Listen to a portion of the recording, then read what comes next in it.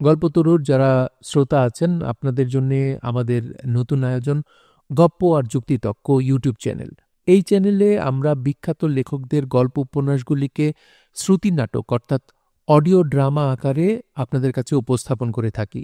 আমরা বিশ্বাস করি আপনারা যারা অডিও বুক, শ্রুতি নাটক অথবা অডিও ড্রামা পছন্দ করেন তাদের কাছে আমাদের এই আয়োজনটি খুবই ভালো লাগবে।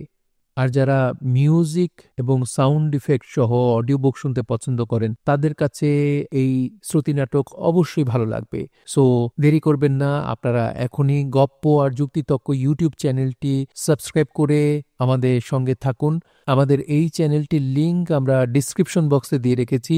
ডিসক্রিপশন বক্সে গিয়ে আপনারা চ্যানেলটির লিঙ্কটি ভিজিট করলে গপ্প আর যুক্তিতক্ক ইউটিউব চ্যানেলটি পেয়ে যাবেন। সো দেরি করবেন না, এখনই সাবস্ক্রাইব করুন গপ্প আর যুক্তিতক্ক ইউটিউব চ্যানেল। মিসির আলি ভালো ঝামেলায় পড়েছেন। ঝামেলা সায়রা বানুকে নিয়ে। মেয়েটি যখনই তার সঙ্গে দেখা করতে আসে তিনি কেমন যেন গুটিয়ে যান।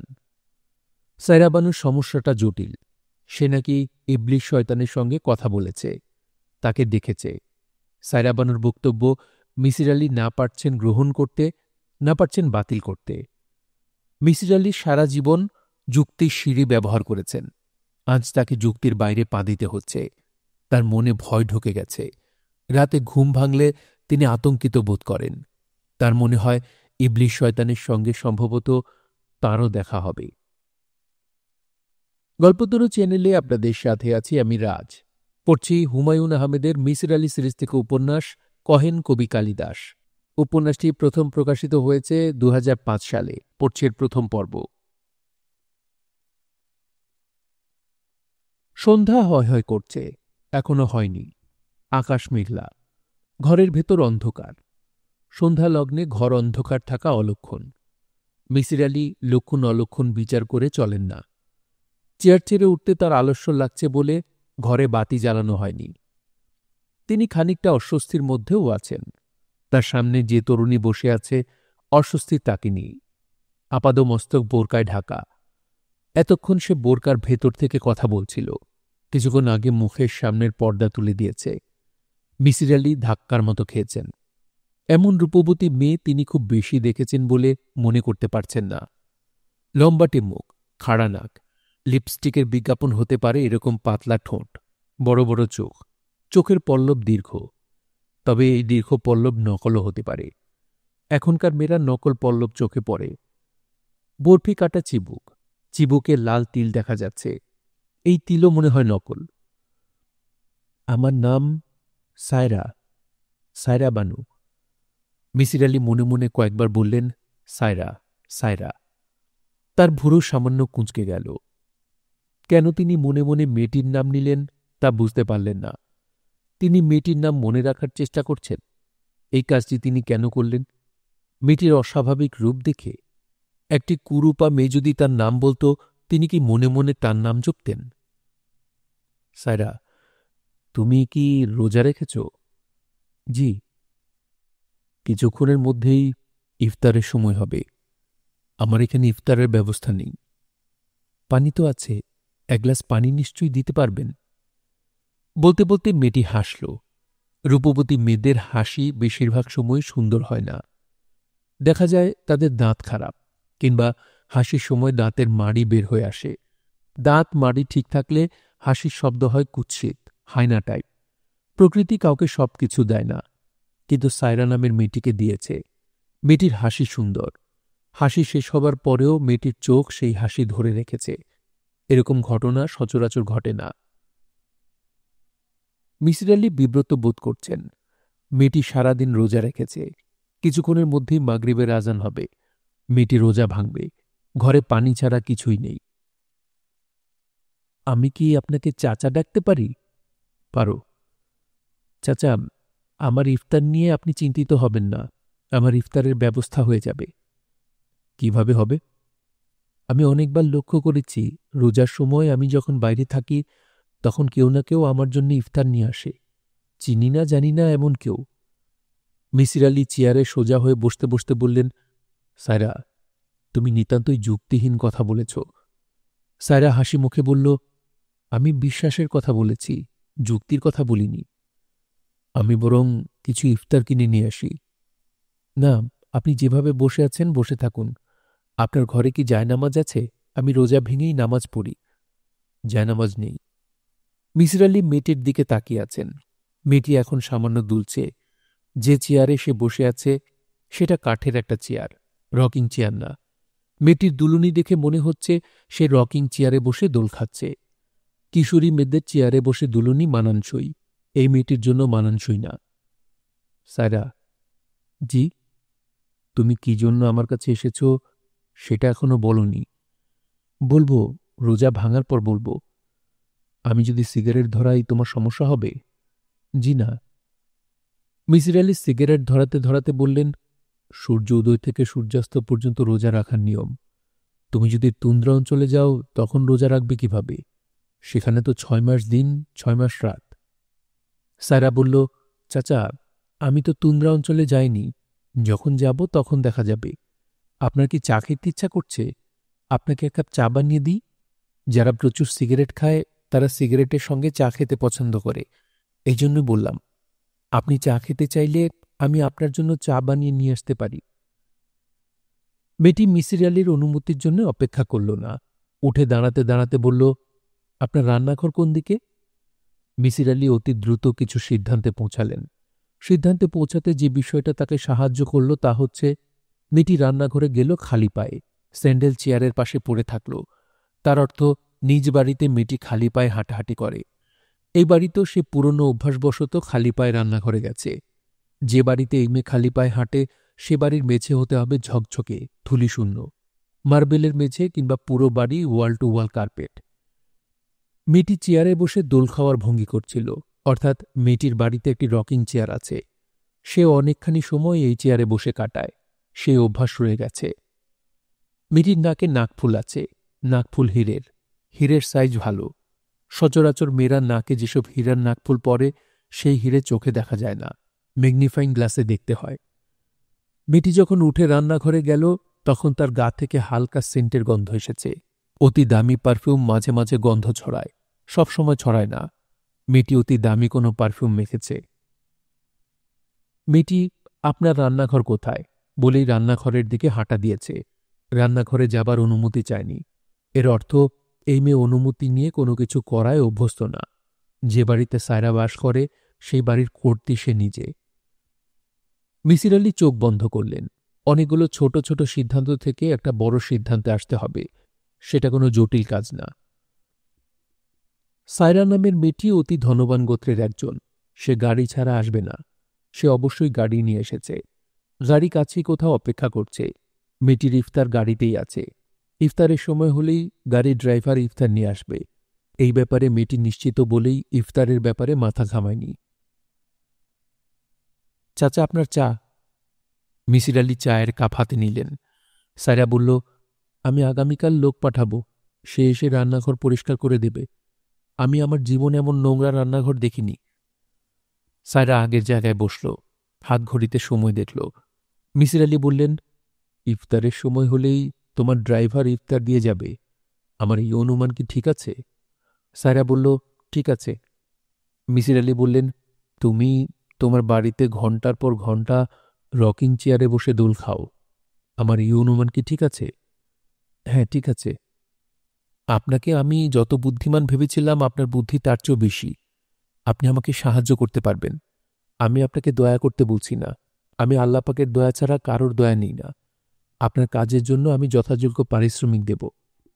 তুমি আল্লাহ পাকের দয়া ছাড়া কারো দয়া নাও না? জি না। আল্লাহ পাক তো সরাসরি দয়া করেন না, তিনি কারো না কারো মাধ্যমে দয়া করেন। তুমি অসুস্থ হলে ডাক্তারের কাছে যাও, তার সেবা তোমাকে নিতে হয়। আপনি তর্ক খুব ভালো পারেন। আমি আপনার সঙ্গে তর্কে যাব না। আমার মূল কথা হচ্ছে আপনাকে যোগ্য পারিশ্রমিক দেওয়া হবে। যোগ্য পারিশ্রমিকটা কি? উত্তরায় 2400 স্কোয়ার ফিটের আমার একটা অ্যাপার্টমেন্ট আছে, 4 বেডরুমের অ্যাপার্টমেন্ট। আমি অ্যাপার্টমেন্টটা আপনাকে দিয়ে দেব।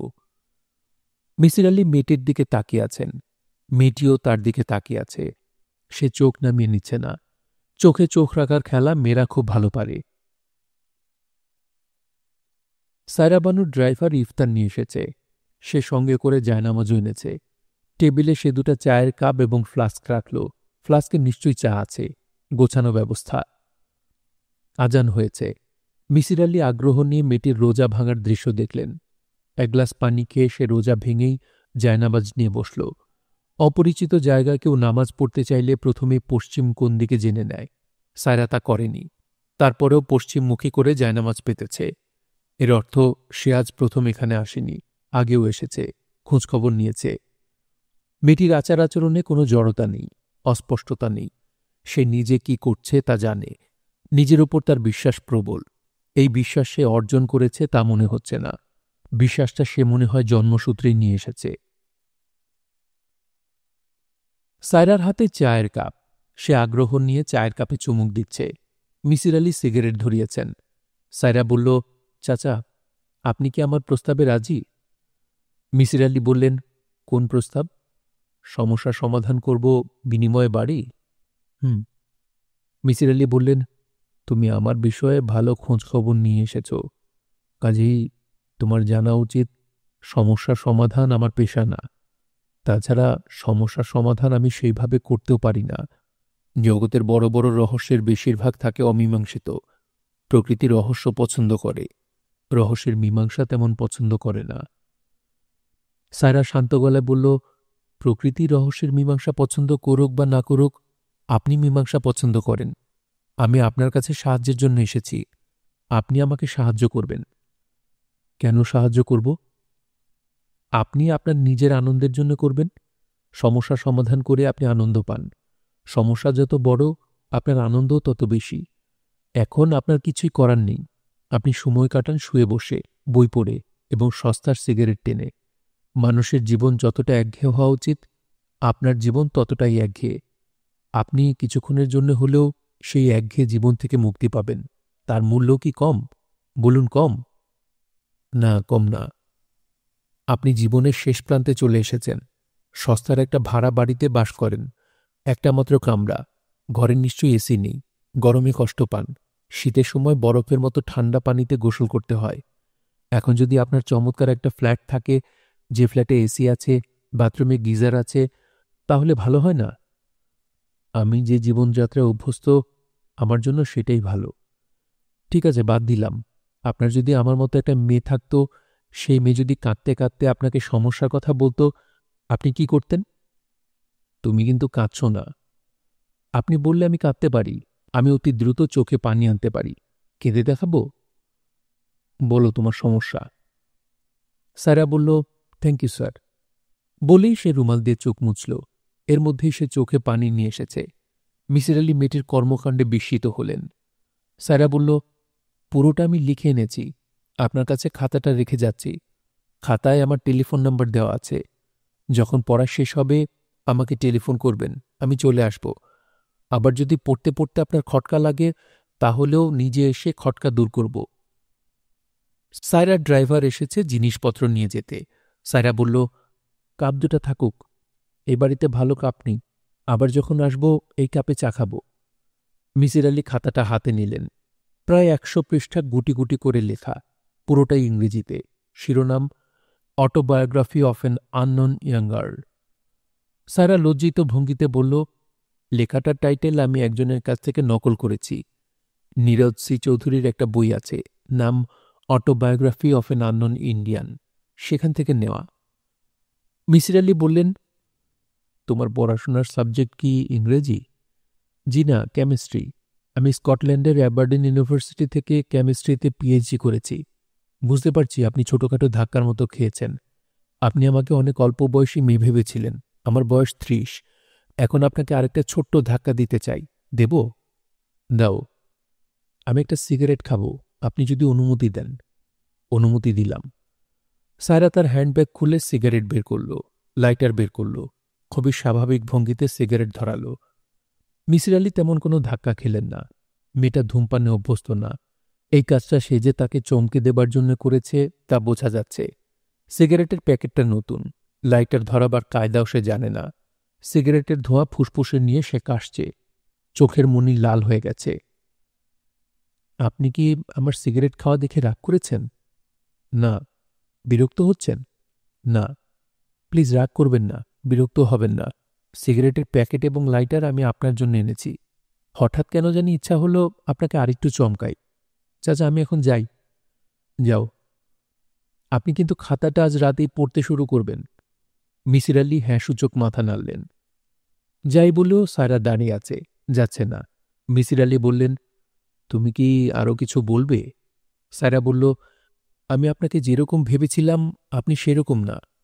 মিসির আলি বললেন, কিরকম ভেবেছিলে? অহংকারী, রাগী।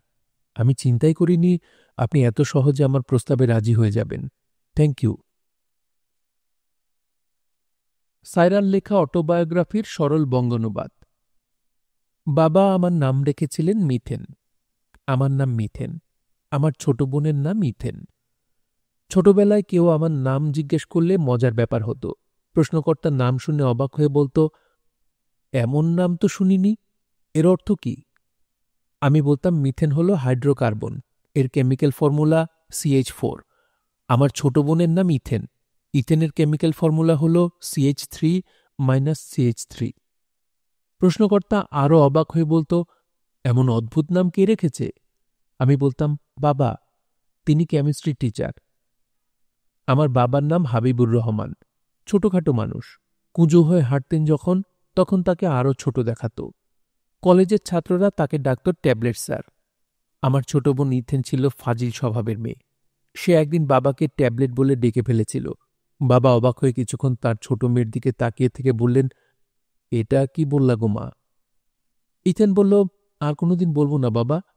এই বলে সে কাঁদতে শুরু করল। বাবা তার মাথায় হাত বুলিয়ে কান্না বন্ধ করলেন।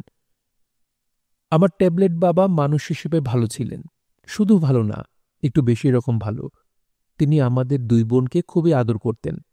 কিছু কিছু মানুষ আদর, স্নেহ, ভালোবাসা এইসব মহৎ গুণ নিয়ে জন্মায়, কিন্তু প্রকাশ করতে পারে না। বাবা ছিলেন সেই দলের। মার মৃত্যুর পর বাবা আর বিয়ে করেননি, কারণ তার ধারণা হয়েছিল সৎ মায়ের সংসারে আমরা দুই বোন কষ্ট পাব। ধর্মকর্মের প্রতি বাবার কোনো ঝোঁক আগে ছিল না। মার মৃত্যুর পর তিনি এই দিকে ঝুঁকে পড়েন। নামাজ, নফল রোজা, গভীর রাতে জিগির এইসব চলতে থাকে। তিনি দাড়ি রাখলেন, চোখে সুরমা দেওয়া শুরু করলেন। কলেজের ছাত্ররা তার নতুন নামকরণ করল ট্যাবলেট হুজুর। অতিরিক্ত ধর্মকর্মই সম্ভবত বাবার মধ্যে কিছু পরিবর্তন নিয়ে এলো। তিনি সূচিবায়ু রোগে পড়লেন। অজু করার পরপরই তার মনে হতো যে বদনায় তিনি অজু করেছেন সে বদনা নাপাক, কাজে বদনা ধুয়ে আবার নতুন করে অজু। সূচিবায়ু খুব খারাপ রোগ। এই রোগ কখনো স্থির থাকে না, বাড়তে থাকে। বাবার এই রোগ বাড়তে থাকল। তার সঙ্গে যুক্ত হল ইবলিশ শয়তান দেখা রোগ। তিনি মাঝে মধ্যেই আমাদের বাড়ির আনাচে কানাচে ইবলিশ শয়তানকে দেখতে শুরু করলেন। ইবলিশ শয়তান নাকি নিজ দায়িত্বে এ বাড়িতে এসে উঠেছে। তার একটাই কাজ, বাবাকে ধর্মের পথ থেকে সরিয়ে আনা। একদিনের কথা, বাবা মাগরিবের নামাজের পর আমাদের দুই বোনকে ডেকে পাঠালেন। আমরা অবাকই হলাম, কারণ মাগরিব থেকে এশা পর্যন্ত বাবা কারোর সঙ্গে কথা বলতেন না। জায়নামাজে বসে তসবিহ টানতেন। আমরা বাবার সামনে বসলাম, তিনি জায়নামাজে বসে আছেন। আমরা বসেছি জায়নামাজ থেকে একটু দূরের পাটিতে। দরজা জানলা বন্ধ, ঘর অন্ধকার।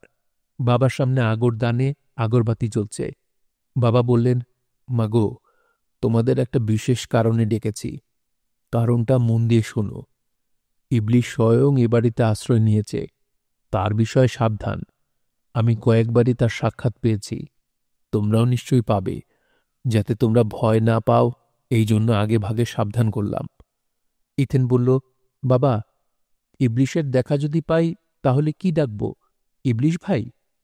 বাবা হতভম্ব হয়ে ইথেনের দিকে তাকালেন। ইথেন সহজভাবে তাকিয়ে রইল। বাবা বললেন, মাগো, তুমি কোন ক্লাসে পড়ো? ক্লাস 10-এ উঠেছি। যে মেয়ে ক্লাস 10-এ উঠেছে সে তো মাশাআল্লাহ অনেক বড় মেয়ে। তার কি উচিত সবসময় ঠাট্টা ফাজলামি ধরনের কথা বলা? উচিত না বাবা। বাবা বললেন, ইবলিশ শয়তান যে বাড়িতে আছে, আমার এই কথাটা তোমরা গুরুত্বের সঙ্গে নাও।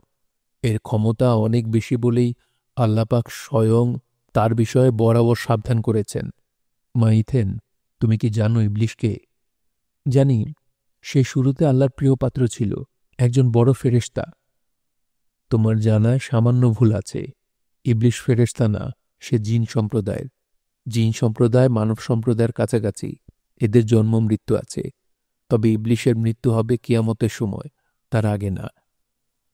ইথেন আবারও বেফাঁস কিছু বলতে যাচ্ছিল। আমি তাকে ইশারায় থামালাম। বাবা বললেন, আমাদের সাবধান থাকতে হবে, আমাদের খুবই সাবধান থাকতে হবে। শয়তান চলে মানুষের শিরায় শিরায়, তারা মানুষের সবচেয়ে দুর্বল অংশে আঘাত করে। আমাকে শয়তান কিছু করতে পারছে না, কাজেই সে তোমাদের মাধ্যমে আমার ক্ষতি করতে চেষ্টা করবে, কারণ আমি তোমাদের অত্যন্ত স্নেহ করি। স্নেহ ভালোবাসা মানুষের দুর্বল স্থান, কাজেই ইবলিশ আঘাত করবে স্নেহ ভালোবাসার দুর্বল স্থানে। বাবার কথা শেষ হবার আগে ইথেন বলল, বাবা আমি উঠি, আমার একটা জরুরি কাজ আছে। কি কাজ? টিভিতে এক্স ফাইল নামে একটা শো হয়, আমি তার কোনোটাই মিস করিনি, আজকেরটাও করব না। এক্স ফাইলে কি দেখায়? ভূতপ্রেত, সুপারন্যাচারাল, এইসব হাবিজাবি। হাবিজাবি দেখার দরকার কি? হাবিজাবি আমার ভালো লাগে বাবা, কি করব বলো, আমি মেয়েটাই মনে হয় হাবিজাবি। বাবা গম্ভীর গলায় বললেন, আচ্ছা যাও। ইথেন তৎক্ষণাৎ উঠে চলে গেল। বাবা আমার দিকে তাকিয়ে বললেন, ঠিক আছে মা, তুমিও যাও। হাবিজাবির দিকে ইথেন খুবই ঝুঁকে পড়েছিল। সে সিগারেট খাওয়া ধরেছিল। রাতে ঘুমোতে যাবার সময় সে তার ব্যাগ থেকে সিগারেট বের করে প্রথমে আমার দিকে বাড়িয়ে দিয়ে বলল, আপা খাবি? একটা টান দিয়ে দেখ না। এমনভাবে তাকাচ্ছিস কেন? ছেলেরা যে জিনিস খেতে পারে মেয়েরাও পারে। তোর ইচ্ছা হলে বাবাকে বলে দে, যা এখনই গিয়ে বল। আমি কোনো কিছুর কেয়ার করি না। বাবা কি করবে? আমাকে মারবে? মারলে মারুক। সে যে কোনো কিছুই কেয়ার করে না তার প্রমাণ কিছুদিনের মধ্যেই পাওয়া গেল। এক রাতে সে তার ব্যাগ থেকে কোকের ক্যানের মতো ক্যান বের করে বলল, আপা এক চুমুক খেয়ে দেখবি? আমি বললাম, কি? বিয়ার, সামান্য অ্যালকোহল আছে, সেটা না থাকার মতোই। তুই বিয়ার খাচ্ছিস? অসুবিধা কি? রোজ তো খাচ্ছি না, একদিন একটু চেখে দেখব। ইউরোপ আমেরিকায় আমার বয়সী মেয়েরা পানি খায় না, বিয়ার খায়। বিয়ার তোকে কে দিয়েছে? দিয়েছে একজন, নাম দিয়ে কি করবি? আমি অবাক হয়ে দেখলাম সে তার বিছানায় পা ঝুলিয়ে বসেছে, বিয়ারের ক্যানে চুমুক দিচ্ছে, পা দোলাচ্ছে। তার মুখ হাসি হাসি। আমি মনে মনে ভাবলাম, বাবার কথাই মনে হয় ঠিক। আমাদের দুই বোনের মধ্যে দিয়ে শয়তান কাজ করতে শুরু করেছে। আমার উচিত ছিল ইথেনের কর্মকাণ্ড বাবাকে জানানো। আমি তা জানালাম না। এখানেও হয়তো শয়তানের কোনো হাত আছে। এর মাস ছয়েক পরের কথা, বর্ষাকাল। তুমুল বর্ষণ হচ্ছে। আমরা দুই বোন ছাদে বৃষ্টির পানিতে গোসল সেরে ফিরেছি। ইথেন আমাকে বলল, আপা আমার যদি কোনো মেয়ে হয় তার নাম কি হওয়া উচিত? কেমিস্ট্রি নাম। ক্রোপের নামটা তোর পছন্দ হয়? ছেলে হলেই বা কি নাম হবে? তুই যা তো, বাবার কাছ থেকে জেনে আয়। আমি বললাম, বিয়ে হোক, ছেলে মেয়ে হোক, তখন বাবার কাছ থেকে জানব। আমার এখনই জানা উচিত। এখনই জানা উচিত কেন? ইথেন বলল, এখনই জানা উচিত কারণ আমার পেটে বাচ্চা। আমি বললাম, ফাজলামি করিস না। ইথেন বলল, ফাজলামি করছি না, যা বাবাকে গিয়ে বল, এক্ষুনি বল। আমি বললাম, ইথেন সবকিছুর সীমা আছে। ইথেন বলল, সবকিছুর সীমা আছে তোকে কে বলল? মহাকাশের সীমা নেই, মানুষের ভালোবাসার সীমা নেই, ঘৃণার সীমা নেই, অহংকারের সীমা নেই। চুপ। আমি চুপ করব না। আপা আমি নাম চাই। বাবা যদি নাম না দেন তাহলে আমি ইবলিশের কাছ থেকে নাম চাইব। সেটা কি ভালো হবে? ইবলিশ নিজের নামের সঙ্গে মিল রেখে যদি নাম দেয় কিবলিশ, সেটা ভালো হবে? লোকে হাসবে না? বাবার ঘর অন্ধকার, দরজা জানলা বন্ধ, ঘরের বাতি নিভানো, তবে জায়নামাজের পাশে মোমবাতি জ্বলছে। ঘরে আগরবাতির গন্ধ। আগরবাতি দেখা যাচ্ছে না, তবে জ্বলছে নিশ্চয়ই। তিনি মোমবাতির দিকে পেছন ফিরে তসবি টানছিলেন। আমি তার সামনে বসতেই তিনি আমার দিকে ফিরলেন। পেছন থেকে মোমবাতি এনে দুজনের সামনে রাখতে রাখতে বললেন, যে জটিল কথাটা বলতে এসেছিস বলে ফেল। কি বলবি সেটা মনে হয় আমি জানি। মোমবাতির আলোতে বলতে অসুবিধা হলে মোমবাতি নিভিয়ে দিই। আমি বললাম, বাতি নেভাতে হবে না। বাবা তসবি টানা বন্ধ করলেন না, আমার দিকে তাকালেনও না। তিনি তাকিয়ে রইলেন মোমবাতির দিকে। আমি কথা শেষ করলাম। তার চেহারায়, চোখ মুখের ভঙ্গিতে কোনো পরিবর্তন হল না। তিনি বিড়বিড় করে বললেন, মা দেখি আতরের শিশিটা এনে দাও তো। নিজের মেয়ে সম্পর্কে এমন ভয়াবহ কথা শোনার পর পৃথিবীর কোনো বাবা বলতে পারেন না, আতরের শিশিটা দেখি। গায়ে আতর মাখা তিনি সম্প্রতি শুরু করেছেন। এক সুফি মানুষ নাকি মেশকে আম্বর নামের এই শিশি দিয়েছেন। আতরের বৈশিষ্ট্য হল গন্ধ অতি কড়া, তবে কড়া গন্ধে মাথা ধরে না। আমি বললাম, বাবা সত্যি আতর এনে দিব? বাবা বললেন, হুম, ইবলিশ শয়তান সুগন্ধি সহ্য করতে পারে না। তার পছন্দ সালফার পোড়া দুর্গন্ধ। সবসময় গায়ে আতর মাখবি। আমি আতরদানি এনে বাবার সামনে রাখলাম। তিনি অনেক আয়োজন করে আতর দিলেন। প্রথমে তুলায় আতর মাখলেন, সেই তুলা হাতে ঘষলেন, নাকে ঘষলেন, শেষ পর্যায়ে কানের ভাঁজে রেখে দিলেন। আমি বললাম, তুমি কি ইথেন বিষয়ে কিছু বলবে, নাকি আমি চলে যাব? তুমি আরও চিন্তাভাবনা করবে? বাবা বললেন, আমার মেয়েটির কোনো দোষ নাই রে মা, সব শয়তান করাচ্ছে। তাকে শয়তানের হাত থেকে বাঁচাতে হবে। প্রথম যে কাজটা করতে হবে, তার কাছে যেন শয়তান যেতে না পারে তার ব্যবস্থা করা। তাকে পাক পবিত্র থাকতে হবে। নাপাক শরীর শয়তানের পছন্দ। তার গায়ে সুগন্ধি থাকতে হবে। সে আতর মাখবে বলে মনে হয় না। তাকে সেন্ট মাখতে হবে। তাকে। আমি বাবাকে থামিয়ে দিয়ে বললাম, বাবা, তুমি মনে হয় মূল বিষয়টা ধরতে পারছো না। ইথেন বলছে তার পেটে বাচ্চা, এটার কি করবে? বাবা বললেন, আমার কি করা উচিত? আমি বললাম, আমি তো বুঝতে পারছি না বাবা, বিষয়টা আমার জন্য জটিল। বাবা বললেন, যে ছেলের কারণে ঘটনা ঘটেছে তার সঙ্গে ইথেনের বিবাহ দিয়ে দেব ইনশাল্লাহ। যে ছেলের কারণে ঘটনা ঘটেছে তার নাম ঠিকানা এনে দে, আমি তাকে রাজি করাবো, প্রয়োজনে তার পায়ে ধরব। আমি বললাম, যে ছেলে এই কাণ্ড ঘটিয়েছে সে তো খারাপ ছেলে, তুমি তার সঙ্গে ইথেনের বিয়ে দেবে? হ্যাঁ দেব, এতে ইথেনের সম্মান রক্ষা হবে। সম্মান অনেক বড় জিনিস রে মা। তুই ছেলেটার নাম ঠিকানা এনে দে। আর শোন মা, আজ রাতে আমি কিছু খাবো না, উপোস দেব। সারা রাত উপোস নিয়ে আল্লাহ পাকের নাম জিকির করব। বাবা মোমবাতি নিভিয়ে ঘর অন্ধকার করে দিলেন। আমি গেলাম ইথেনের কাছে। ইথেন খুবই স্বাভাবিক। কিটক্যাট চকলেটের একটা প্যাকেট তার হাতে। সে খাটে বসে পা দোলাচ্ছে। আমি ঘরে ঢুকতে সে বলল, আজ রাতে এইচবিওতে ভালো মুভি আছে আপা, দেখবি? Silence of the ল্যাম্বস।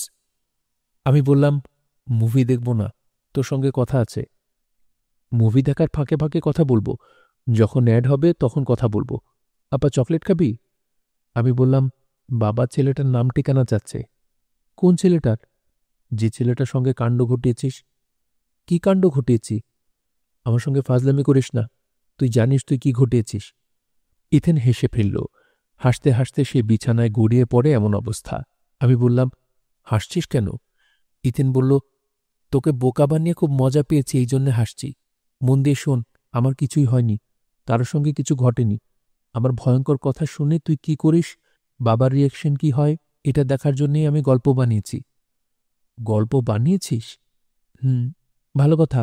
আমাদের হুজুর তোর কাছে সব শুনে কি করল? মাথা ঘুরে পড়ে গেল? আমি দীর্ঘশ্বাস ফেললাম। ইথেন বলল, আপা এখন বল, ছবি দেখবি? হ্যাঁ, দেখতে পারি। Thank you. ভয়ের ছবি একা দেখে মজা নেই। ভয়ের ছবি সবসময় দুজন মিলে দেখতে হয়। হাসির ছবি দেখতে হয় 4-5 জন মিলে। ভয়ের ছবি শুধু 2 জন। আমি বললাম, তুই যে মিথ্যে মিথ্যে ভয় দেখিয়েছিস এটা বাবাকে বলে আসি। যা বলে আয়। আনন্দ সংবাদ শুনে ট্যাবলেট হুজুর কি করে কে জানে। আমি বাবার ঘরে ঢুকলাম। মোমবাতি জ্বালিয়ে বাবার পাশে বসলাম। দেখলাম বাবার মুখ ছাইবর্ণ, কপালে ঘাম। তিনি সামান্য কাঁপছেন, তার ঠোঁট নড়ছে। নিশ্চয়ই কোনো দোয়া দরুদ পড়ছেন। তিনি ইশারায় আমাকে চুপ করে থাকতে বললেন। তিনি বড় কোনো দোয়ার মাঝখানে আছেন। দোয়া শেষ না হওয়া পর্যন্ত তিনি কারো কথা শুনবেন না। আমি অপেক্ষা করে আছি। একসময় তার দোয়া শেষ হল। তিনি আমার দিকে ফিরলেন এবং বললেন, মা, ইবলিশের সঙ্গে আমার কথা হয়েছে। ইবলিশ আমাকে বলেছে তোমার মেয়ে বিষয়টা অস্বীকার করবে, ভাব করবে ঠাট্টা, কিন্তু ঘটনা সত্য। ইবলিশের সঙ্গে তোমার কখন কথা হয়েছে? তুমি আমার এখান থেকে যাওয়ার পরেই। ইথেন কি তোমাকে এরকম কিছু বলেছে? হুম। তার কথা বিশ্বাস করবে না।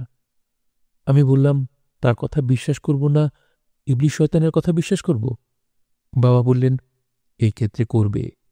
শয়তান সবসময় সত্যের সঙ্গে মিথ্যা মিশায়, এমনভাবে মিশায় যে সত্য মিথ্যা আলাদা করা যায় না। আমি বললাম, মানুষও তো সত্যের সঙ্গে মিথ্যা মিশায়। বাবা বললেন, মানুষের মিশ্রণ ভালো হয় না। মানুষের মিশ্রণ হয় তেল জলের মিশ্রণ। কিছুক্ষণ পরেই তেল জল আলাদা হয়ে যায়। আর শয়তানের মিথ্যা হল দুধ পানির মিশ্রণ, আলাদা করা যায় না। আমি বললাম, এক ফোঁটা লেবুর রস দিলে দুধ আর পানি আলাদা হয়ে যায়। বাবা বললেন, সেই লেবুর পানি সবার কাছে থাকে না মা। এ বিষয় নিয়ে তোমার সঙ্গে আর তর্ক করব না। তর্ক করার মতো মানসিক অবস্থা আমার না। তুমি এখন যাও। তোমার বোনের সঙ্গে তোমার ছবি দেখার কথা, ছবি দেখো। ছবি দেখার কথাও কি ইবলিশ শয়তান আপনাকে বলেছে? হ্যাঁ। কি ছবি দেখব সেটা বলেছে? ছবির নাম? ছবির নাম বলে নাই, শুধু বলেছে ভয়ের ছবি। আমি বাবার সামনে থেকে উঠে গেলাম। বাবা ফুঁ দিয়ে মোমবাতি নিভিয়ে দিলেন। আমরা রাত 2টা পর্যন্ত ছবি দেখলাম। ছবি শেষ করে খেতে গেলাম। খাবার টেবিলে খাবার সাজিয়ে বাবাকে ডাকতে গেলাম, তিনি যদি মত বদলে খেতে আসেন। বাবার ঘরের দরজা বন্ধ। দরজায় অনেকক্ষণ ধাক্কা দেবার পরও তিনি দরজা খুললেন না। ইথিন কিছু খেতে পারছে না, খাবার নাড়াচাড়া করছে। আমি বললাম, কি হলো, খাবি না? ইথেন বলল, বমি বমি আসছে আপা, এখন আমার খাবারের গন্ধ নাকে এলেই বমি আসে। আমি তাকিয়ে আছি। ইথেন খাবার টেবিল থেকে উঠে পড়ল, তবে চলে গেল না, চেয়ার ধরে দাঁড়িয়ে রইল। আমি বললাম, আর কিছু বলবি? ইথেন বলল, ছবি শুরু হওয়ার আগে যে ঘটনাকে আমি ঠাট্টা বলেছিলাম, তা ঠাট্টা না, ঘটনা সত্যি। আমার পেটে বাচ্চা আছে। ফার্মেসি থেকে প্রেগনেন্সি টেস্টের কিট এনে প্রেগনেন্সি টেস্ট করিয়েছি, টেস্ট পজিটিভ, সুন্দর রিং হয়। আমি কিছুই বলছি না, তাকিয়ে আছি। আমার চোখে ভয় না বিস্ময় কি ছিল তা আমি জানি না, তবে ইথেনের চোখে এই প্রথম দেখলাম হতাশা। ইথেন বলল, আমি জানি তোমরা চাইবে ওই ছেলের সঙ্গে আমার বিয়ে দিতে, সেটা সম্ভব না। আমি বললাম, সম্ভব না কেন?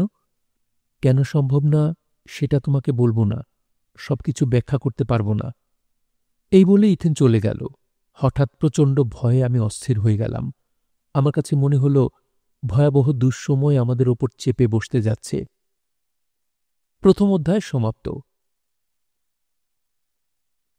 মিসির আলি খাতা বন্ধ করলেন, সিগারেট ধরালেন, রান্নাঘরে গেলেন, চুলা ধরিয়ে চায়ের কেটলি বসালেন। রাত বেশি হয়নি, 9টা 10।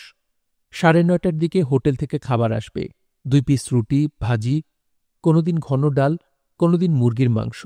তার ঘরে কাজের লোক নেই, হোটেলের সঙ্গে ব্যবস্থা করে রেখেছেন। 3 বেলায় হোটেল থেকে খাবার আসে। খাবার ভালো, বেশ ভালো। মিসির আলির ধারণা হোটেলওয়ালা তার খাবার আলাদা রান্না করে। তার ধারণার পেছনের কারণ হল রাতের খাবারটা হোটেলের মালিক হারুন ব্যাপারী হটপটে করে নিজে নিয়ে আসে। খাওয়া দাওয়া শেষ না হওয়া পর্যন্ত সামনে বসে থাকে। মিসির আলির সঙ্গে সে অতি আগ্রহের সঙ্গে নানান বিষয় গল্প করে। গল্পের কোনো বিশেষ ধারা নেই, এক এক দিন এক একটা। যেমন গতকাল গল্পের বিষয়বস্তু ছিল সাপের মনে শক্ত না নরম। মিসির আলি বললেন, সাপের তো মনেই হয় না, শক্ত নরমের প্রশ্ন উঠছে না। হারুন ব্যাপারী বিস্মিত হয়ে বলল, মিসির আলি সাহেব, আপনি অনেক জ্ঞানী মানুষ, তারপরেও সব জ্ঞানী লোক সব বিষয় জানে না। আপনিও জানেন না, সাপের মনে অবশ্যই হয়, আমি নিজ চোখে দেখেছি। এখন বলেন আমি মিথ্যা দেখেছি? মানুষের দেখার মধ্যেই ভুল থাকে, দড়ি দেখেও অনেকে মনে করে সাপ, এই জন্যই বলা হয় রজ্জুতে সর্পভ্রম। হারুন বলল, যারা মালটাল খেয়ে হাঁটাহাঁটি করে তারা দড়ি দেখে বলে সাপ। আমি জিন্দিগিতে মাল খাই নাই, কোনোদিন খাবো না ইনশাল্লাহ। যদি কোনোদিন এক পোটা মাল খাই, আপনার কাছে এসে স্বীকার করে যাব। আপনি আমাকে পায়ের জুতা দিয়ে 2 গালে 2 বাড়ি দিবেন। এই ধরনের মানুষের সঙ্গে কোনোরকম তর্কে যাওয়াই বিপজ্জনক। মিসির আলি তর্কে পারতপক্ষে যান না। লোকটি তাকে পছন্দ করে, মাত্রার বেশি পছন্দ করে। সেই পছন্দকে তিনি অগ্রাহ্য করতে পারেন না। হারুন ব্যাপারী গত সপ্তাহে তাকে একটা মোবাইল টেলিফোন গিফট করেছে। বাজার থেকে কিনে এনে যে গিফট করেছে তা না, কোনো এক কাস্টমার নাকি মোবাইল টেলিফোন তার দোকানে ফেলে গেছে। সে মোবাইল টেলিফোনের সিম কার্ড ফেলে নতুন সিম কার্ড ভরে উপহার হিসেবে নিয়ে এসেছে মিসির আলির জন্য। মিসির আলি বলেছেন, ওই কাস্টমার নিশ্চয়ই মোবাইল টেলিফোনের খোঁজে আপনার রেস্টুরেন্টে আসবে। হারুন বলেছে, সকালে ফালায় গেছে, দুপুরে আইসা উপস্থিত। আমি বলেছি আমরা কিছু পাই নাই। কাজটা কি ঠিক হলো? অবশ্যই ঠিক হয়েছে। তুই সাবধানে চলাফেরা করবি না, যেখানে সেখানে জিনিসপত্র ফালায় চলে যাবি। মিসির আলি কাতর গলায় বললেন, ভাই, আমি এই টেলিফোন রাখব না। কেন রাখবেন না? আপনি তো চুরি করেন নাই, আমি আপনারে দিতেছি। আমার টেলিফোনের দরকার নাই। অবশ্যই দরকার আছে, এখন মোবাইলের জমানা। আমি আপনার ছোট ভাই হিসেবে দিতেছি, আপনার রাখতে হবে। ঝামেলা এড়াবার জন্য মিসির আলি টেলিফোন রেখে দিয়েছেন, তবে কখনো ব্যবহার করেননি। ব্যবহার করার আসলেই কোনো প্রয়োজন পড়েনি। আজ ইচ্ছা করলে ব্যবহার করা যায়। সায়রা নামের মেয়েটিকে কয়েকটা প্রশ্ন করা দরকার। ১. সায়রার বাবা হাবিবুর রহমান সাহেব এখনও জীবিত কিনা। ২. তাদের বাড়িতে ২ বোন এবং বাবা ছাড়া অন্য কেউ থাকে কিনা। ৩. সায়রা যে লেখা লিখেছে হুবহু সত্য কিনা। তার লেখার ভঙ্গি উপন্যাসের ভঙ্গি। উপন্যাস লেখক সত্য ঘটনা বর্ণনার সময়ও নানান রং ব্যবহার করেন। নানান রঙের মিশ্রণ থেকে সাদা কালো সত্য বের করা বেশ কঠিন হয়ে যায়। ইবলিশ শয়তান মেয়েদের বাবার সঙ্গে গল্পগুজব করছে। বাবাকে বলছে মেয়েরা কিছুক্ষণের মধ্যেই একটা ভয়ের ছবি দেখবে। এটা একেবারেই অসম্ভব। একজন কেউ মিথ্যা বলছে, হয় হাবিবুর রহমান সাহেব বলছেন, অথবা সায়রা তার লেখা রহস্যময় করার জন্য বানিয়েছে। মেয়েদের বাবার সঙ্গেও কথা বলা দরকার। তিনি কেন ইবলিশকে জিন বলছেন? সূরা বাকারাতে স্পষ্ট ইবলিশকে ফেরেশতা বলা হয়েছে। কোন আয়াতে বলা হয়েছে সেটা মনে নেই। অন্য কোনো আয়াতে কি ইবলিশকে জিন বলা হয়েছে? ভদ্রলোককে পাওয়া গেলে আরেকটি প্রশ্ন করা যেত, তিনি কেন ইবলিশকে ইবলিশ শয়তান বলছেন? শয়তান শব্দটা এসেছে শায়াতিন থেকে। শায়াতিন হল ইবলিশের নেতা। তিনি কি জেনে শুনে ইবলিশকে ইবলিশ শয়তান বলছেন, নাকি এটা তার কথার কথা, নাকি সায়রার বর্ণনা ভঙ্গিতেই ব্যাপারটা এসেছে? সায়রার বর্ণনাতেও একটা খটকা তৈরি হয়েছে। তিনি মোটামুটি নিশ্চিত সায়রা যে সময়ের কথা বলছে সে সময়ে সায়েন্স অব দ্য ল্যাম্পস ছবিটি তৈরিই হয়নি। মিসির আলি ছবি দেখেন না। তার আগের বাড়িওয়ালা জোর করে এই ছবিটি তাকে দেখিয়েছেন, কারণ এই ছবিতে একজন সাইকিয়াট্রিস্টের কথা আছে। বাড়িওয়ালার ধারণা যেহেতু মিসির আলিও এই ধারণ মানুষ, তাঁর ছবিটা দেখা উচিত। সায়রা বলে গিয়েছিল কোনো খটকার লাগলে তাকে যেন টেলিফোন করা হয়। মিসির আলির কাছে যে চোরাই মোবাইল টেলিফোন আছে, তিনি নীতিগতভাবে সেই টেলিফোন ব্যবহার করতে পারেন না। Autobiography of N unknown young girl বইটির ২য় চ্যাপ্টার পড়াও শুরু করলেন না। প্রথম চ্যাপ্টারের খটকা আগে কাটুক। তিনি অপেক্ষা করছেন সায়রার জন্য। মধ্যবয়স্ক এক লোক রান্নাঘর ধোয়ামোছা করছে। মিসির আলি ঘর ঝাড় দেবার শব্দ পাচ্ছেন, পানি ঢালার শব্দ পাচ্ছেন, ফিনাইলের গন্ধ পাচ্ছেন। তার শোবার ঘরেও ব্যাপক পরিবর্তন হয়েছে। সব বই সাজিয়ে বুকশেলফে তোলা হয়েছে। বুকশেলফটা নতুন। আগের ভাঙা বেতের বুকশেলফ আপাতত বারান্দায় রাখা হয়েছে। মনে হচ্ছে সেখান থেকে চলে যাবে ডাস্টবিনে। মিসির আলির খাটের কাছে নতুন একটি সাইড টেবিল দেওয়া হয়েছে। সাইড টেবিলে টেবিল ল্যাম্প। টেবিল ল্যাম্পের পাশে একটি টেবিল ঘড়ি এবং ক্রিস্টালের অ্যাস্ট্রে। যে জায়গায় কয়েকটি কাঠের চেয়ার পেতে বসার ব্যবস্থা ছিল, সেখানের পরিবর্তনটা চোখে পড়ার মতো। মেঝেতে কার্পেট বিছানো, দুটা অতি আরামদায়ক গদির চেয়ার। গদির চেয়ার দুটার সামনে একটি দামি রকিং চেয়ার। এই রকিং চেয়ারে বর্তমানে দোল খাচ্ছে সায়রা। ঘর ঠিক করার নির্দেশ সে দোল খেতে খেতেই দিচ্ছে। সায়রার সামনে মিসির আলি বসে আছেন। তিনি বেশ আগ্রহের সঙ্গেই তার ঘরের সংস্কার দেখছেন। রান্নাঘরের মধ্যবয়স্ক লোকটি ছাড়াও ১২-১৩ বছরের একটি কাজের মেয়েও সায়রা নিয়ে এসেছে। মেয়েটি অতি কর্মঠ। তার নাম নাসরিন। সে মনে হয় কথা বলে না। মিসির আলি এখন পর্যন্ত তার মুখ থেকে একটি শব্দ শোনেননি। সায়রা বলল, আপনি কি একদিনের জন্য বাসাটা ছাড়তে পারবেন? মিসির আলি বললেন, কেন ছাড়তে হবে? সায়রা বলল, আমি আপনার বাসার ডিসটেম্পার করাবো। দরজা জানলায় নতুন পর্দা লাগানো হবে। তার জন্য কিছু কাঠের কাজ করাতে হবে। মিসির আলি বললেন, ও আচ্ছা।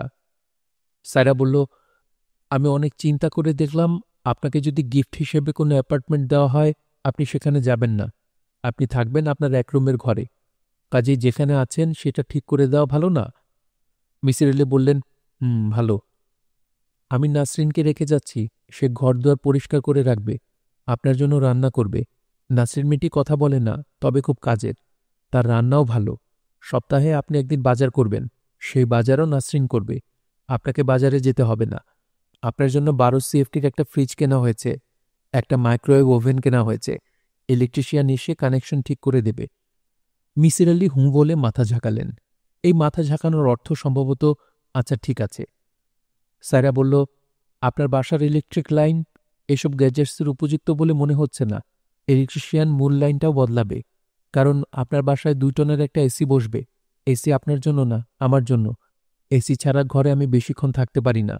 আমি যেহেতু মাঝে মধ্যে আপনার কাছে আসব, আপনার সঙ্গে কিছু সময় কাটাবো, আমাকে শান্তিমতো বসতে হবে, তাই না? মিসির আলি বললেন, সারাক্ষণ এসিতে থাকার এই অভ্যাস তোমার নিশ্চয়ই বিয়ের পর হয়েছে। সায়রা বলল, হ্যাঁ, বিয়ের পর হয়েছে। আমার স্বামী এদেশের অতি ধনবান মানুষদের একজন। তার কি পরিমাণ টাকা আছে তা মনে হয় তিনি নিজেও জানেন না। তিনি কি বর্তমানে অসুস্থ? সায়রা একটু চমকালো, চমক সামলে নিয়ে সহজভাবে বলল, তিনি অসুস্থ এমন ধারণা কেন হলো? এমনি বললাম। না, আপনি এমনি এমনি বলেননি। চিন্তাভাবনা ছাড়া আপনি কথা বলেন না। তোমার কাজের মেয়েটিকে দেখে আমার ধারণা হয়েছে এই মেয়ে ঘর ঝাড় দেবার সময় এমনভাবে ঝাড় দিচ্ছিল যেন কোনো শব্দ না হয়। পা ফেলছিল অতি সাবধানে। তার চিন্তা চেতনায় এটা পরিষ্কার যে কোনো রকম শব্দ করা যাবে না। তার মানে হলো এই মেয়েটি যেখানে কাজ করে সেখানে একজন অসুস্থ মানুষ আছে যে শব্দ সহ্য করতে পারে না। সেই অসুস্থ মানুষ আমার স্বামী না হয়ে শাশুড়িও হতে পারতেন। তা পারতেন। তাহলে কেন বললেন তোমার স্বামী কি অসুস্থ? কেন বললেন না তোমার শাশুড়ি কি অসুস্থ? মিসির আলি হেসে ফেললেন। সায়রা বলল, না, আপনি হাসবেন না। আপনি আমার প্রশ্নের জবাব দিন। আমি আপনার কাছ থেকে জবাবটা চাচ্ছি। কেন চাচ্ছ? আপনি যে পদ্ধতিতে রহস্যের সমাধান করেন সেই পদ্ধতিটা জানতে চাই, শিখতে চাই। মিসির আলি সিগারেট ধরাতে ধরাতে বললেন, সায়রা শোনো, আমি যা করি তা হলো লজিকে ত্রুটি আছে কিনা সেটা প্রথমে দেখি। যখন ত্রুটি ধরা পড়ে তখন ত্রুটিটা কেন হলো সেটা নিয়ে ভাবি। তারপর লক্ষ্য করি আচরণগত ত্রুটি। সেটা কি? যেমন ধরো কোনো একজন মানুষ খুব হাসি খুশি, হঠাৎ হঠাৎ তার সেই হাসি খুশি ভাবটা নষ্ট হয়, এটাই তার আচরণগত ত্রুটি। আপনি আর কি দেখেন? আর দেখি যে কথা বলে সে কতটা সত্য বলে। মানুষ আলামিন না, একমাত্র আমাদের প্রফেট আলামিন হতে পেরেছেন। আমরা বাকি সবাই মিথ্যা বলি। এই মিথ্যাও আবার দুরকম। দুরকম মিথ্যা মানে? একটা মিথ্যা সরাসরি মিথ্যা, আরেক ধরনের মিথ্যা আছে যে মিথ্যাকে মিথ্যা বলা যাবে না। মানে কি? মানে হচ্ছে, মনে করো তুমি একটা মিথ্যা কথা বলছো, তুমি ভেবে নিচ্ছ এটা সত্যি। এই ধরনের মিথ্যা মানুষ বলে কম, লেখে বেশি। আপনি আমার লেখা কতটুকু পড়েছেন? 1 চ্যাপ্টার। পড়তে কেমন লেগেছে? ভালো। বেশ ভালো না মোটামুটি ভালো? বেশ ভালো। বেশ ভালো যদি হয় তাহলে 1 চ্যাপ্টার পড়ে পড়া থামিয়ে দিয়েছেন কেন? আমার কিছু খটকা আছে। খটকা দূর হবার পর 2য় চ্যাপ্টার পড়ব বলে ঠিক করেছি। বলুন কি খটকা? তুমি লিখেছ এইচবিওতে সায়েন্স অব দ্য ল্যাম্পস দেখেছ। যখনকার কথা বলছ তখন এই ছবি তৈরি হয়নি। তুমি তোমার লেখায় মিথ্যা ঢুকিয়েছ। একটা মিথ্যা যখন ঢুকিয়েছ তখন ধরে নিতে হবে আরও মিথ্যা ঢুকিয়েছ। আমার কাছে এই লেখা উপন্যাস হিসেবে ঠিক আছে, কিন্তু তোমার ব্যক্তিগত লেখা, যা পড়ে আমি তোমার সমস্যা ধরতে পারব এবং সমস্যার সমাধান করব, সেই লেখা এটা না। আপনি ভুল ধরলে আমি ঠিক করে দেব। সব ভুল তো ধরতে পারব না। ভুল কিন্তু নেই। সায়েন্স অব দ্য ল্যাম্পসের ব্যাপারটা বলি। সেই রাতে আমরা একটা ভূতের ছবি দেখি। ছবিটা যথেষ্ট ভয়ের ছিল। আমরা 2 বোনই খুব ভয় পেয়েছিলাম। আমি যখন লেখা শুরু করি তখন আর ভূতের ছবির নাম মনে করতে পারছিলাম না। সায়েন্স অব দ্য ল্যাম্পস ছবিটা তার কয়েকদিন আগেই দেখেছি, সেই নামটা দিয়ে দিয়েছি। এতে কি বড় কোনো সমস্যা হয়েছে? আমার জন্য সমস্যা। ছোটখাটো বিষয়গুলো আমার জন্য খুব জরুরি। ভালো কথা। তুমি কি প্রায়ই ভূতের ছবি দেখো? হ্যাঁ। 2 বোনই ভূতের ছবি দেখতে পছন্দ করো? হ্যাঁ। তোমার বাবা যখন বললেন ইবলিশ শয়তান তার সঙ্গে কথা বলেছে, সেটা বিশ্বাস করেছ? হ্যাঁ, কারণ বাবা কখনো মিথ্যা কথা বলেন না। আর কিছু জানতে চান? তোমার বাবা কি বেঁচে আছেন? হ্যাঁ, বেঁচে আছেন। আগের মতোই ধর্মকর্ম নিয়ে আছেন? হ্যাঁ। উনি তোমার সঙ্গে থাকেন, তাই না? হ্যাঁ, উনি আমার সঙ্গে থাকেন। এই বয়সে বাবা নিশ্চয় একা একা থাকবেন না। আপনার কি করে ধারণা হলো উনি আমার সঙ্গে থাকেন? আন্দাজে বলেছি। তার 2 মেয়ে, একজন মারা গেছে, আরেকজন বেঁচে আছে। তিনি জীবিত মেয়ের সঙ্গে বাস করবেন, এটাই তো স্বাভাবিক। আপনি একটু আগে বলেছেন আপনি শুধু প্রথম চ্যাপ্টার পড়েছেন। ইথেন যে মারা গেছে এটা আমি শেষের দিকে লিখেছি। তার মানে কিন্তু এই দাঁড়ায় যে আপনি পুরো লেখা পড়েছেন এবং বলছেন প্রথম চ্যাপ্টার পড়েছেন। মিসির আলি শান্ত গলায় বললেন, আমি প্রথম চ্যাপ্টারই শুধু পড়েছি। প্রথম চ্যাপ্টার পড়লেই কিন্তু বোঝা যায় যে বোন সম্পর্কে তুমি লিখছ সেই বোন বেঁচে নেই। আপনার কথা স্বীকার করে নিলাম। আপনি আর কি জানতে চান? এই মুহূর্তে আমি আর কিছু জানতে চাচ্ছি না। তবে তোমার বাবার সঙ্গে দেখা করতে চাই। বাবার সঙ্গে আমি আপনাকে দেখা করতে দেব না। কেন দেব না, তাও আপনি জানতে চাইবেন না। মিসির আলি সিগারেট ধরাতে ধরাতে বললেন, ঠিক আছে। শুনছিলেন হুমায়ুন আহমেদের মিসির আলি সিরিজ থেকে উপন্যাস কহেন কবি কালিদাস। পড়ছিলাম এর প্রথম পর্ব। উপন্যাসটি শুনতে আপনাদের কাছে কেমন লাগছে তা অবশ্যই কমেন্ট করে আমাদেরকে জানাতে পারেন। ভালো লাগলে একটি লাইক করবেন, চাইলে শেয়ার করে অন্যকে শোনার সুযোগ করে দিতে পারেন। সবাই ভালো থাকবেন, সুস্থ থাকবেন এবং গল্পতরুর সঙ্গেই থাকবেন। ধন্যবাদ।